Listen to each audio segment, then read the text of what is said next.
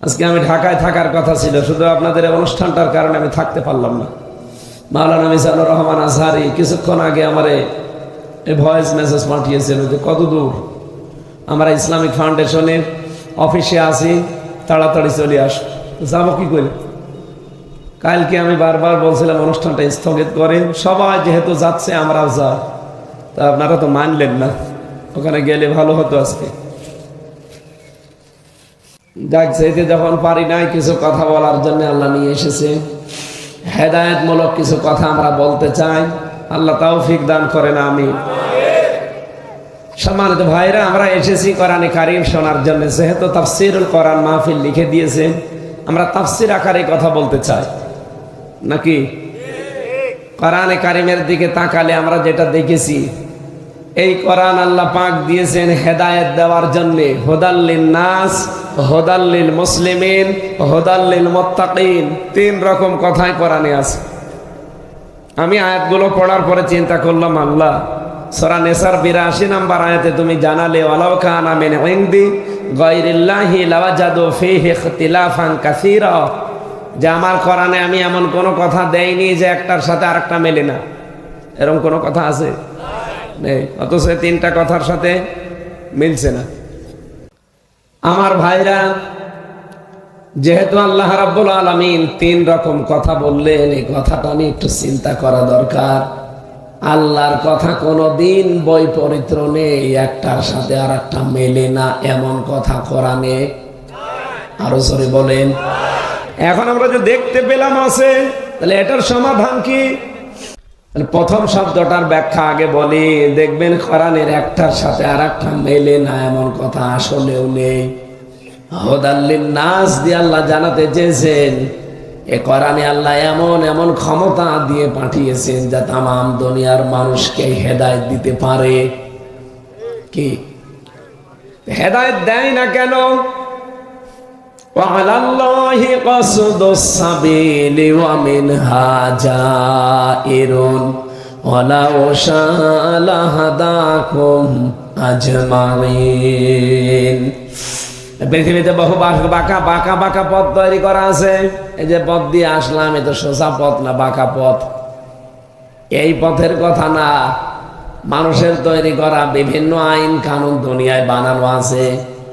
Lenin বানিয়েছে, Karl Marx বানিয়েছে, মাও সেতুং বানিয়েছে, বাবা বানিয়েছে, চাচা বানিয়েছে, স্বামীও বানিয়েছে।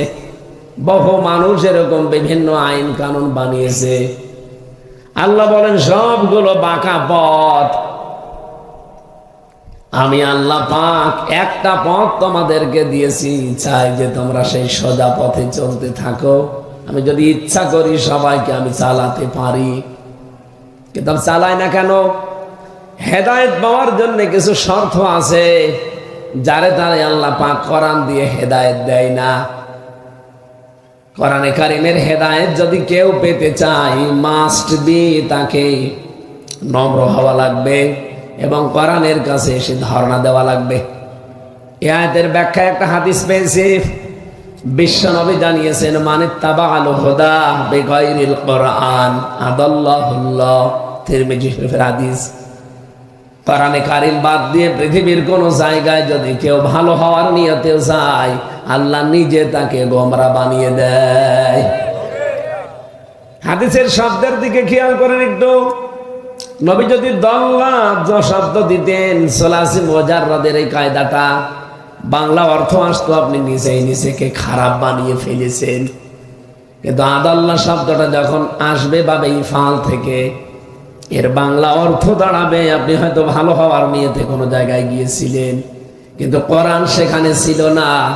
এই জন্য আল্লাহ নিজে দায়িত্ব নিয়ে আপনাকে আরো খারাপ বানিয়ে দেবে। কক্সবাজারবাসী হেদায়েত দেওয়ার একচ্ছত্র মালিকানা হামজার? হ্যাঁ, কার? বলেন বলেন।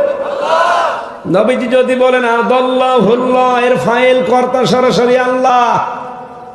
আল্লাহ নিজে যদি আপনাকে গোমরা বানিয়ে দেয়, খারাপ বানিয়ে দেয়, তাহলে হেদায়েত দেওয়ার মতো, রাস্তা দেখানোর মতো কোনো হামজা আছে? আরো জোরে বলেন। আজকের যে খুতবা আপনি শুনছিলেন, আলহামদুলিল্লাহিল্লাযী নাযালাল কোরআন, আলা আবদিহি লিয়াকুনা লিল আলামিনা নাযীরা। প্রশংসা সবে আল্লাহর জন্য যিনি তার বান্দার প্রতি কোরআন নাযিল করেছেন বিশ্ব মানবতাকে সতর্ক করার জন্য।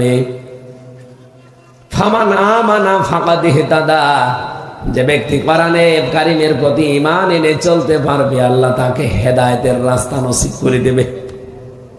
আমাল্লা ফাকাদ দাল্লা দালালাম বাঈদা, কোন মানুষ যদি এখান থেকে মুখ ফিরিয়ে নেয় হেদায়েত থেকে বহু দূরে আল্লাহ তার সিটকে ফেলে দেবে। বলেন নাউজুবিল্লাহ।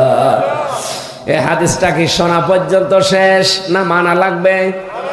কি মানবেন?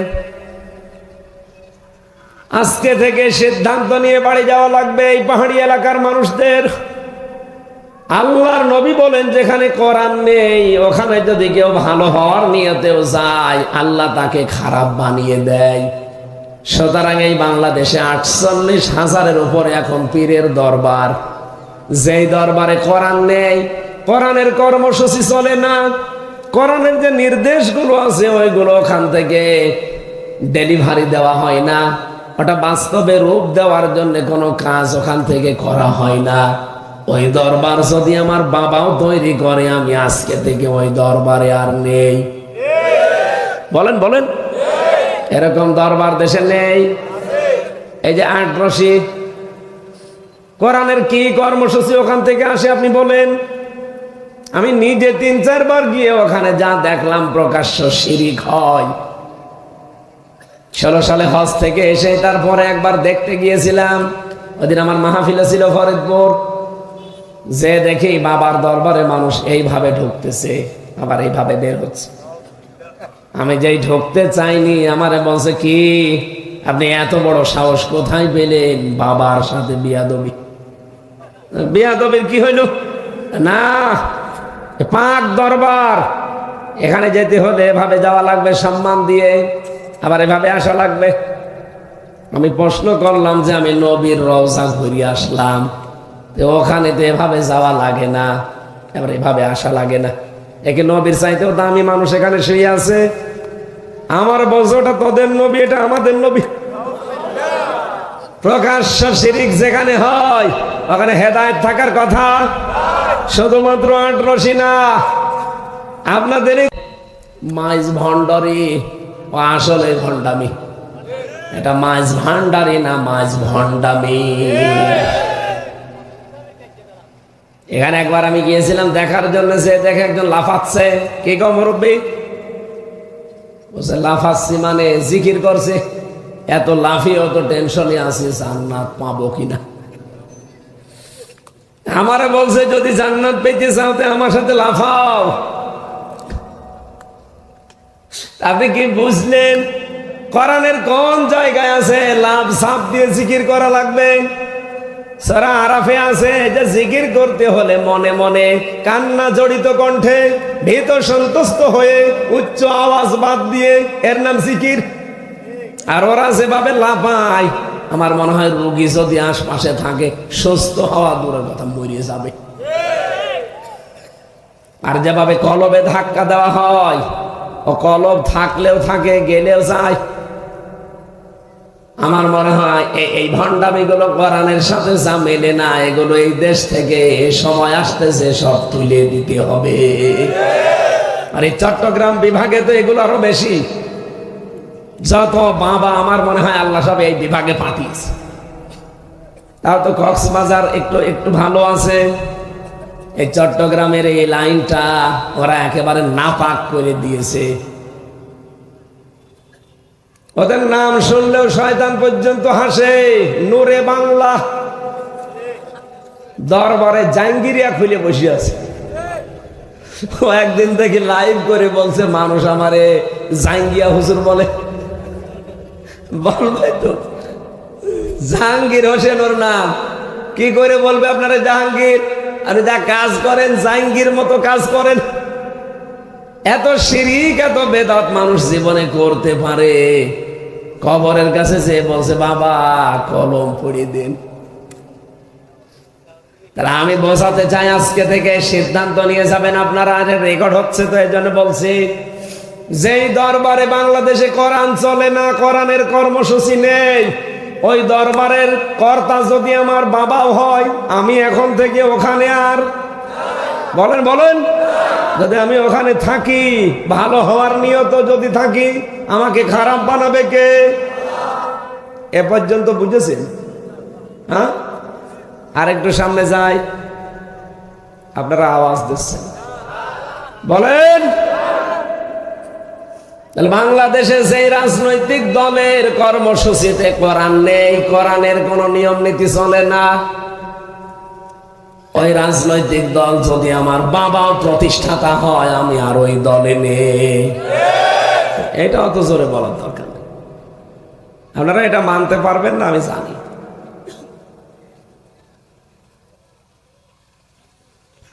আরে ভাই, যদি আমরা এটা মেনেই নিতাম যে বাংলাদেশে যেই দলে কোরআন নেই, ওই দল আমি আর করব না, এই দেশে ইসলাম ছাড়া কোন দল থাকতে পারে? 92% মুসলমান আমরা। সুতরাং আপনাকে আমি আজ ওয়াদা করাতে চাই, আপনি আবার ভুলিয়ে যেন না যান, যত দল এই দেশে আছে, যেই দলের কর্মসূচিতে কোরআন কায়েমের আন্দোলন আছে, ওইটা ছাড়া কোন দলে আমি আর নেই।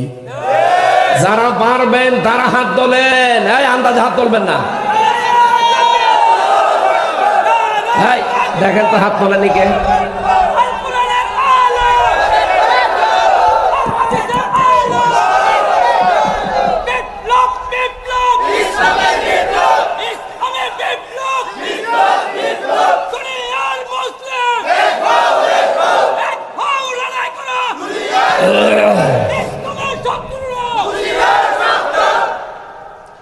ওয়াজ তো হয়ে গেছে, আবার ওয়াজ করা লাগবে। আলেমরা নেই এখানে, আর কি ওয়াজ করবো বলেন?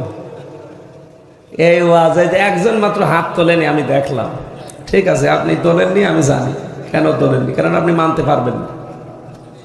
ওই যে সাদা পায়জামা পরা ওইটা না, অসুবিধা নেই, উনি চিন্তা ভাবনা করেই তোলেনি। কারণ যেখানে কোরআন নেই, ওখানে যদি আমি যাই, আমাকে খারাপ বানাবে আল্লাহ, আমি আন্দাজে হাত তুলে মরবো। সুতরাং উনি যেহেতু ওইদিকে থাকবে, থাক। অন্তত আমরা যারা হাত তুললাম, আমরা হাত তোলা ঠিক রাখতে পারবো তো? আলহামদুলিল্লাহ, ওয়াজ হয়ে গেছে, এবার যা হবে বাকি ফাও। আমার আজকের তেলাওয়াতকে তো আয়াত আপনারা দেখেছেন, আমি ফিলিস্তিন নিয়ে আয়াত পড়েছি। এদিকে তাকান, সূরা মায়েদা 82 নম্বর আয়াত। আমার মাথার ভেতরে আয়াত সম্পর্কে যত তথ্য আল্লাহ দিয়েছে, এই 4টা 4.5টা না, আমার জীবনের শেষ দিন পর্যন্ত এই আয়াতে সব আলোচনা করলেও শেষ হবে না, এত কথা আল্লাহ লুকিয়ে রেখেছে। আমরা তাফসীর আকারে যেহেতু কথা বলতে চাচ্ছি, তাফসীরের নিয়ম নীতিগুলো আছে, এতগুলো সব বলতে গেলে আজান দিয়ে দেবে। 15টা উসুলে তাফসীরের মূল নীতি আছে, অন্তত 5টা আপনাকে মানায় লাগবে। শুদ্ধ তেলাওয়াত, মাতৃভাষায় অর্থ, ঐতিহাসিক প্রেক্ষাপট। 4 নম্বরে ওখান থেকে বাস্তব কিছু ব্যাখ্যা দেওয়া লাগবে, ওই মানধাত আমলের সে বাদ দিন, এখন কি দরকার ওই সম্পর্কে। আর 5 নম্বরে ওখান থেকে শিক্ষা নিয়ে বাড়ি যাওয়া। আমরা আজকে নিয়ে যেতে চাই না 5টা। তেলাওয়াত অলরেডি করেছি, মাতৃভাষা এবার অর্থ বলছি। আল্লাহ পাক বলেন, লা তাজিদান্না আশাদ্দান নাস, লামে তাকিদ নুনে সাকিলা, অবশ্যই অবশ্যই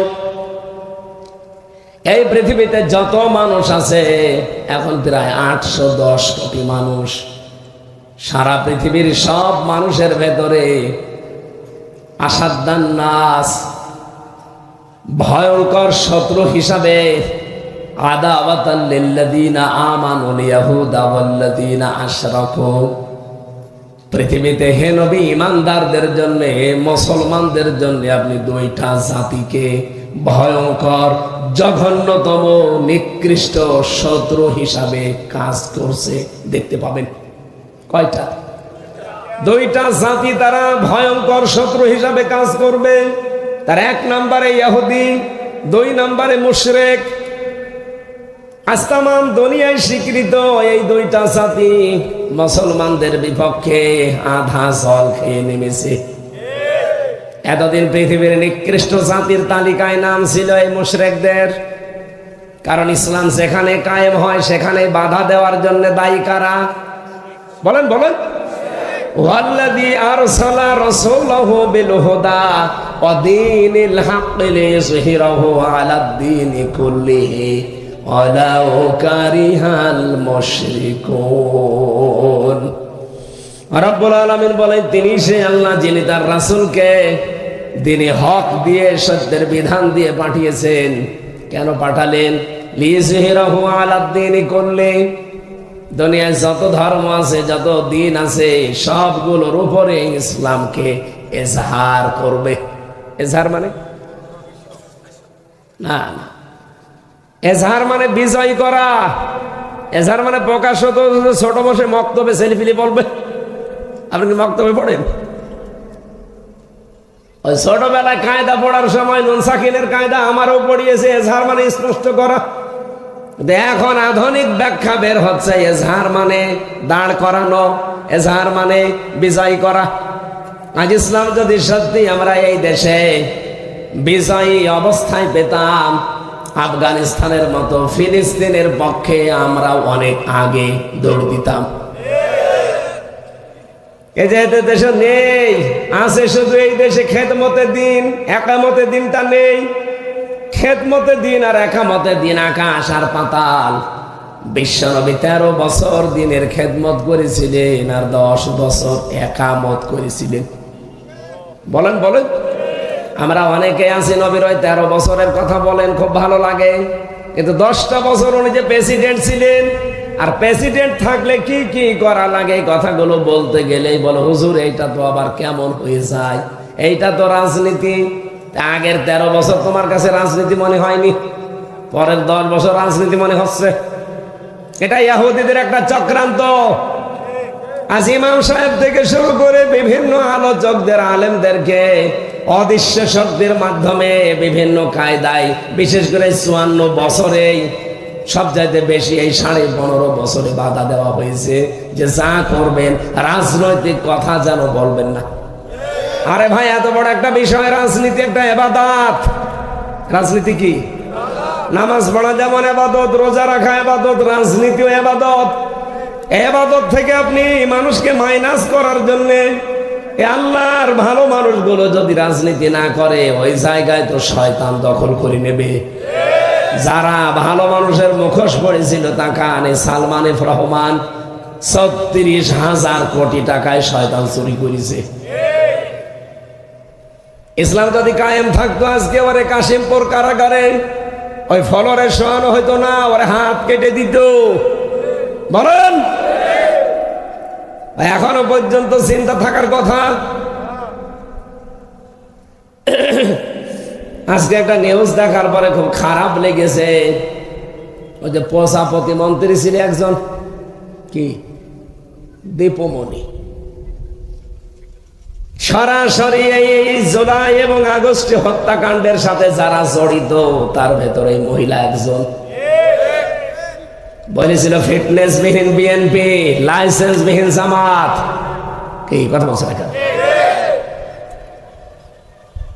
এই কথা যে এই লোক মহিলা বলতে পারে, ওর পেছনে কি সামনে কি আপনি টের পাচ্ছেন। পরে মহিলা বললেও ভুল হবে। পরে শুনলাম এখন কাশিমপুর থেকে নাকি নিয়ে আসতেছে চাঁদপুরে, ওর জন্য আলাদা একটা রুম বানিয়েছে, টাইলস দেওয়া, কমোড লাগিয়েছে, নিজের মন মতো পোশাক পরতে পারবে, সাজতে পারবে, মনে হচ্ছে শ্বশুর বাড়ি আসতেছে। আর আলেমদেরকে ধরে নিয়ে ফাঁসির কন্ডেম সেলের ভেতরে 24 ঘন্টা তালা লাগিয়ে রাখতেন, সিসি ক্যামেরা দিয়ে, আলাদা কারারক্ষী দিয়ে। আমাকে মানুষ মার্ডার করে গিয়েছিলাম আমি। মাওলানা মামুনুল হক কি মার্ডার করে গিয়েছিল? কেন এই কাজ করলেন? যারা সরাসরি মার্ডার মামলার আসামি, তাদেরকে জামায়া ধরে রাখবেন মানে? আবার কিন্তু সামনে জুলাই আসতেছে। এই কথা বলেন। অনেকে যারা বিভিন্ন জায়গায় পা দিয়ে ফাঁদে পড়ে গেছেন, নিজের চরিত্র ঠিক নেই, ফাঁদে তো পড়বেনি। কারণ আপনাদের বিভিন্ন ভিডিও ক্লিপ ওদের হাতে আছে, নড়াচড়া করতে পারেন না, এ কারণে কিছু করলে আপনার স্ত্রীকে দেখিয়ে দেবে। কারণ আমি নিজে তো জানি আপনাদের চরিত্র। আজ অনেকেই মাথা তুলে দাঁড়াতে পারছে না, কারণ জানে যে ওর যা চরিত্র, ওটা যদি একবার ফ্ল্যাশ করে দেয় না, অনেকের অনেক গোপন কিছু আছে রয়ের হাতে, এই জন্য অনেকে তাদের ফাঁদে এখনো পর্যন্ত এই স্বৈরাচার এই ফ্যাসিস্টের মতো ফাঁদে পা দিয়ে এখন উল্টা পাল্টা কথা বলছে একামতে দিনের বিরুদ্ধে। একটা মাজলুম মানুষ জেল খাটতেছে, এটিএম আজহারুল ইসলাম, তার নামে পর্যন্ত অনেকে এই দেশে এখন ফতোয়াবাজি করছে যে তার সাজা হয়ে গেছে, তারা ছাড়া যাবে না। আপনি মানুষ, হাসিনা অবৈধ ছিল, ওর যত মামলা সব অবৈধ। তার এক জিয়াকে মামলা দিয়েছিল না, বৈধ না অবৈধ? অবৈধ। এই অবৈধ মামলায় ফাঁসি কি রায়ও দিয়েছিল, সাজা দিয়েছিল 8 বছর। সে যদি 8 বছরের সাজা মাথায় নিয়ে এখন খালাস পেতে পারে, তার মামিন যদি ঢিসমিস হয়ে যায় জামিন, তার মামলা যদি সব খারিজ হয়ে যায়, তার মা বেগম ম্যাডাম খালেদা জিয়া, তারও তো 6 বছর জেল ছিল সাজা, সে যদি মুক্তি পেয়ে এখন চিকিৎসার জন্য যায় লন্ডনে। তার স্ত্রী ডাক্তার জোবাইদা রহমান, তারও 3 বছর জেল ছিল, সাজা লেগে গিয়েছিল, তাকে যদি মুক্তি দেওয়া হয়, আপনি কি মানুষের মতো কথা বলেন এখনো যে না ওনারে দেওয়া যাবে না? তো ওনাদের দিলেন কি করে? মামলা তো তাদের সব একই। এখনো ভারতের এই চক্রান্তে ফাঁদে পা দেওয়া বন্ধ করেননি। মায়ের মনে হয় ঠিক মতো আপনাদের পিঠে পড়েনি। যারা এখনো ফাঁদে পা দিয়ে আছেন ঠিক মতো পড়েনি। আপনাদের এই যে পাশের থানা চকরিয়া পেকুয়ার যিনি সাবেক এমপি ছিলেন সালাউদ্দিন আহমেদ, উনি হালকা টের পেয়েছিল যে গুম হলে কেমন লাগে। এজন্য আমরা সাবধান করছি আপনাদেরকে, কারণ আমি নিজে দেখে এসেছি রিমান্ডে এই রয়ের অফিসার গুলো নাম দিয়েছে কাউন্টার টেররিজম। কে বলেছে? সবগুলো বাইরের দেশ থেকে নিয়ে আসা। ওরা নিজেদের ভেতরে উর্দুতে হিন্দিতে কথা বলতো, আর টর্চার করার সময় এসে আমার মাথায় দড়ি লাগিয়ে চোখে কালো কাপড় বেঁধে পেছনে হ্যান্ডকাপ দিয়ে 11 ঘন্টা টাঙিয়ে রেখেছে শয়তানরা আমারে। আর আমারে বলেছে দেশের বিরুদ্ধে, জামাত ইসলামের বিরুদ্ধে এই কথাগুলো বলা লাগবে আদালতে, তাহলে ছেড়ে দেব। এত মিথ্যা কথা বলবো কি করে আমি? আপনারা এখনো পর্যন্ত কিন্তু ঘর আপনাদের কাটে নাই। এজন্য সাবধান হন, সামনে কিন্তু জুলাই আগস্ট শেষ হয়ে যায়নি, আবার আসতেছে। এটা চলছে এপ্রিল, মে, জুন, জুলাই, আর 2 মাস 2.5 মাস পরে কিন্তু মাসটা চলে আসবে। আবার যেন জুলাই কিছু করা না লাগে। এই কথা বললেন না কেন? জুলাই আগস্ট যারা করেছে তারা এখনো সব মারা যায়নি, এখনো তারা পেছনে আছে। কথা বলেন ঠিক কিনা? এই জন্য আমরা চাচ্ছি এই নিরপরাধ মানুষ শুধু এটিএম আজহার না, এরকম লক্ষ লক্ষ মানুষ বিনা কারণে 15.5 বছরে জেল খেটেছে, গুম হয়েছে, আয়না ঘরে ছিল। সরকার যেমন অবৈধ ছিল, ওদের মামলাও ছিল সব অবৈধ।